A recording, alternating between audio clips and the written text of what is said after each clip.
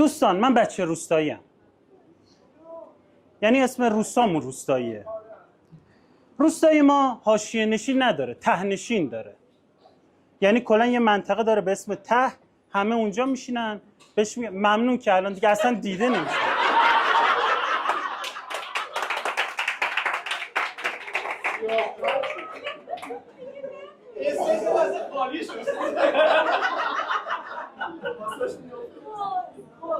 این از شوخی امیرعلی توینامی سر محض اختلاف. آره میگفتم روستای ما کلا یه منطقه داشت به اسم ته و همه ما ته نشین بودیم.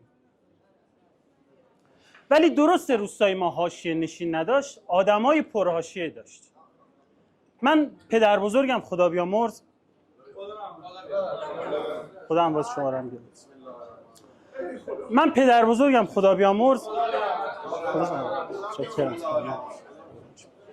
من پدر بزرگم خدا بیامرز. بابا اون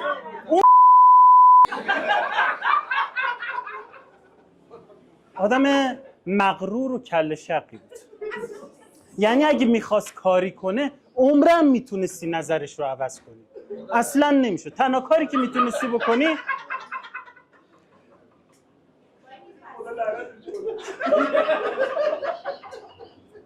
اینا کات میشه بعداً. مگه به خانواده‌ات گفتی حساب کمدینم؟ نه اینقدر کله شق بود که شما تنها کاری که میتونستی بکنی بود که لوکیشن تو عوض کنی. ولی گفتم روستای ما سر نداشت، ته داشت. یعنی روستای ما سر و ته نداشت.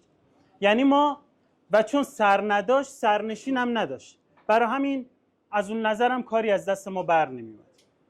یه دفعه پدر بزرگم با کت خدای روستا دعوا شد. دعوا بالا گرفت. کت خدا جاپایی زد، با بزرگم لاپایی زد. کت خدا اومد یه عضو نامتعارف از 3/4 بالای نیمتنه پایین رو مماس کنه به 2/3 پایین نیمتنه بالا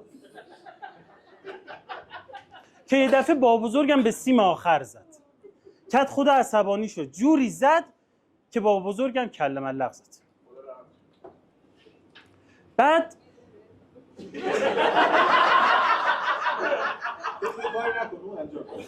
با بزرگم کله ملق زد. ولی از اونجایی که گفتم آدم کله شقی بود و نظرش رو اصلا عوض نمی‌کرد، به ملق زدن ادامه داد. ملق زد و ملق زد و ملق زد و ملق زد و ملق زد و ملق زد که ملق زد. به همین طور به ملق زدن ادامه میداد. حین ملق زدن تصمیم گرفت که با کت خدا مقابله به مصر کنه، ولی پا نداشت. برای همین برگشت به خونه یه وسیله پیدا کنه که بیاد با جنگ کت خدا. بله. رفت توی خونه، گوشه حیاط یه بیل دید، ولی دید با بیل نمیتونه ملق بزنه. اون طرف در یه کلنگ دید. کلنگ سرش چیز بود، نوکش کند بود. برعکس بود. برای همین دید با اونم دیگه نمیتونه ملق بزنه. اون طرف در حیاط چی دید؟ یه تایر دید. تایر رو برداشت، با هم دیگه ملق زدن، ملق زدن، ملق زدن، ملق زدن. برگشتن پیش کت خدا. کت خدا دید عجب جفت تایر خوب و نوعی، انداختشون زیر تراکتورش، باهاش زمین رو شخم میزد. در واقع پدر بزرگ من شد شخم کت خدا. جالبه چون ما هم شخم با بزرگمون بودیم. کارما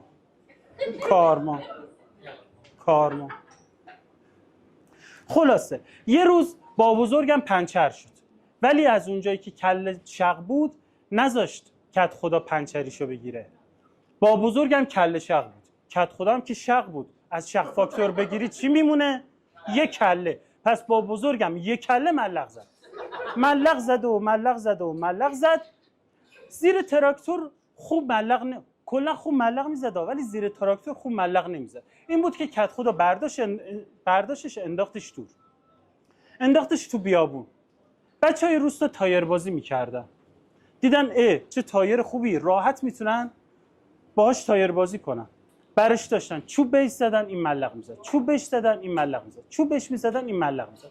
یه مشکلی که داشت این بود که چون کله شق بود تغییر جهت نمیداد. چی؟ متوجه نمیشم. کله نبود مگه؟ نه گفتم یک کله. گوش نمیده.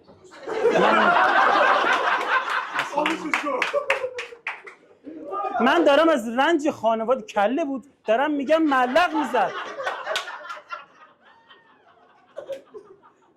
سخت ادامه دادم.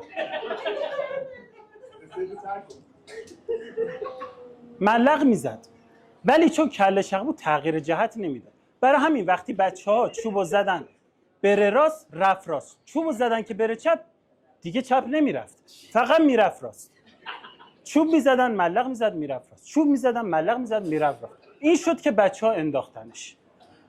ولی چون کله شق بود انتخاب کرد که از این به بعد خودش به خودش چوب بزنه. این بود که چوب میزد و ملق میزد و میرفت راست، چوب میزد و ملق میزد و میرفت راست، چوب میزد و ملق میزد و میرفت راست، که یه روز چوب رفت لای چرخ خودش و افتاد و از غرور این که مردم نگم بدون ملق زدن مرده مرد. حالا صلوات بفرست.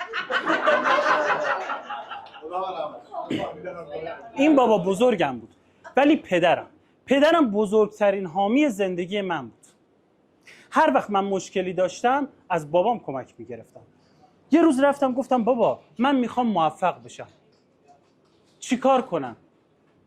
گفت میخوای موفق بشی؟ گفت آره. گفت برو بمیر.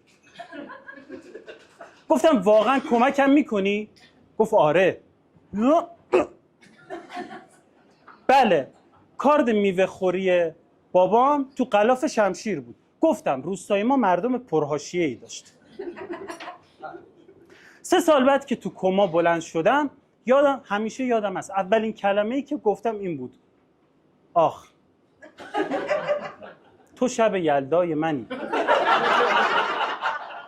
پرستاره چشمو گرفته بود، دستشو که از رو چشمم برداشت گفت سورپرایز. بابامو دیدم گفت خاک بر سرت، تو زندگی که موفق نشدی تو مردن هم موفق نشدی. 5 سال بعد که از تو کما بلند شدم این دفعه گفتم دیگه حرف نمیزنم. برای همین دستمو بلند کردم. بابام دستمو گرفت گفت من کنت مولا فهازا کنت مونت کریستو. اثر الکساندر. دوماد باید شازده باشه. دلو به عروس باخت. تخت بغلی رو که نگاه کردم دیدم سالاره.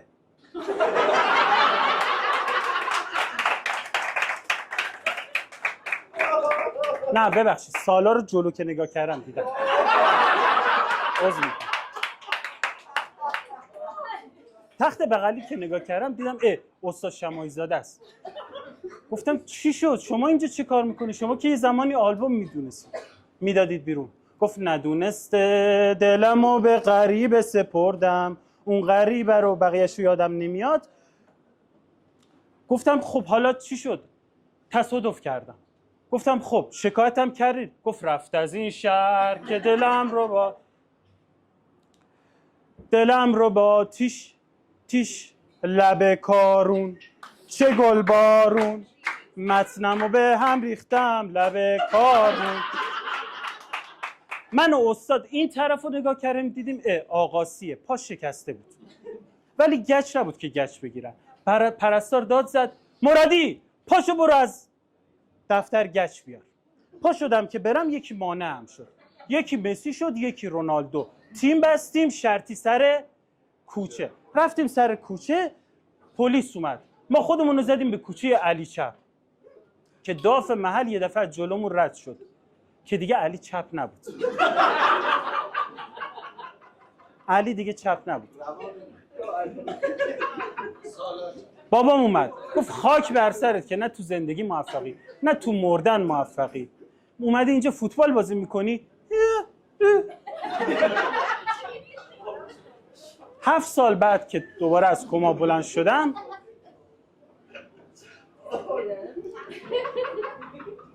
2 تا زن رو دیدم که یکی سپیده بود یکی شهره بود. فهمیدم که تو بخش زنان بستری شدم. در واقع فهمیدم که بابام چاقو رو اشتباهی فرو کرده بود.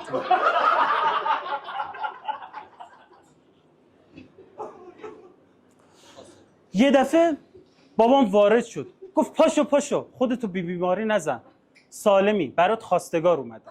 دوستان من خوشحالم الان، حقیقتش خوبه، کارخونه داره، یه ویلا داره، یه خونه داره، هیچ مشکلی نداریم. تنها مشکلی که داریم اینه که نه اجازه میده من دست به خودم بزنم، نه اجازه میده من دست به اون بزنم، چون عقیده داره که نباید دست به سیاه‌سفید بزنیم.